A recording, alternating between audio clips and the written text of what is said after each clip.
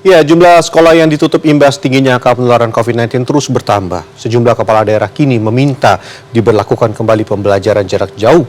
Salah satunya adalah DKI Jakarta yang meminta diberlakukan pembelajaran jarak jauh selama 1 bulan. Usulan penghentian kegiatan belajar ini telah disampaikan kepada Koordinator PPKM Jawa Bali, Luhut Binsar Panjaitan.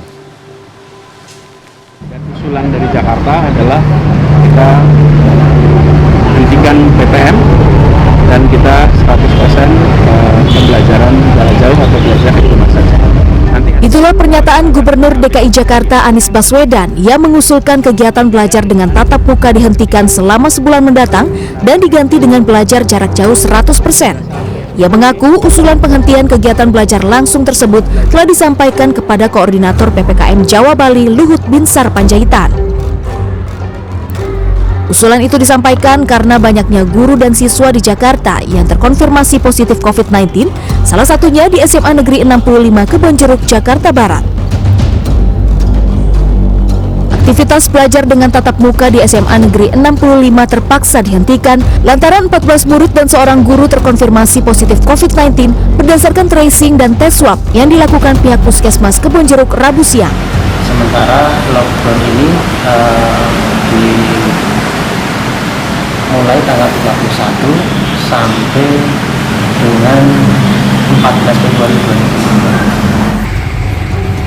Sementara di Bekasi, melalui surat edaran PLT Wali Kota Bekasi Tri Adianto yang kemudian ditindaklanjuti Dinas Pendidikan Kota Bekasi, mulai Rabu 2 Februari hingga 17 Februari, sejumlah sekolah tingkat PAUD hingga SMP sekota Bekasi terpaksa diliburkan atau pembelajaran jarak jauh. Kebijakan itu dilakukan mengingat jumlah kasus varian Omikron di Kota Bekasi melonjak.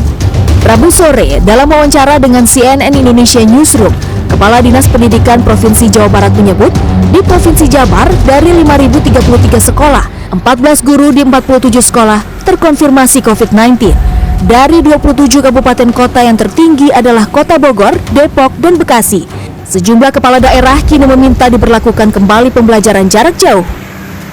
Jadi kalau kondisi evaluasi akhir di pekan ini kondisi terus naik, yang pekan ini kita lakukan di 50%, mungkin saja kedepannya sambil menunggu evaluasi dari SKB 4 Menteri, kita pun juga bisa melakukan PJJ diberlakukan kembali dengan strategi dan efektivitas yang seperti yang dilakukan sebelumnya.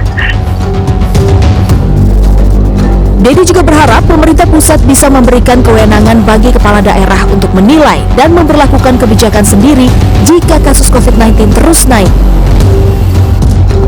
Sementara itu, meski belum diputuskan secara resmi, ditinjau dari peningkatan kasus COVID varian Omikron selama 1 pekan terakhir, Kementerian Kesehatan menyatakan Indonesia dalam keadaan bersiap memasuki gelombang ketiga. Indonesia diperkirakan akan mengalami puncak kasus pada akhir Februari.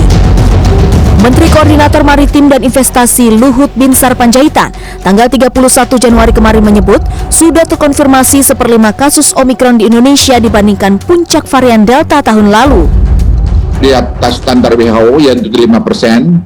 Hal tersebut didorong oleh positivity rate PCR test yang telah mencapai 24%. Jumlah orang diperiksa dan dites secara harian juga meningkat cukup signifikan dibandingkan beberapa waktu yang lalu. Ini saya kira kerja keras TNI Polri dan BIN yang perlu kita apresiasi. Data Kementerian Kesehatan pertanggal 2 Februari tahun ini sudah 3.100 orang yang terkonfirmasi positif. 1.600 diantaranya adalah pelaku perjalanan luar negeri dan 1.500 lainnya merupakan transmisi lokal. Melihat posisi yang fluktuatif, status Indonesia memasuki gelombang ketiga masih menunggu keterangan resmi Kementerian Kesehatan. Tim Liputan CNN Indonesia.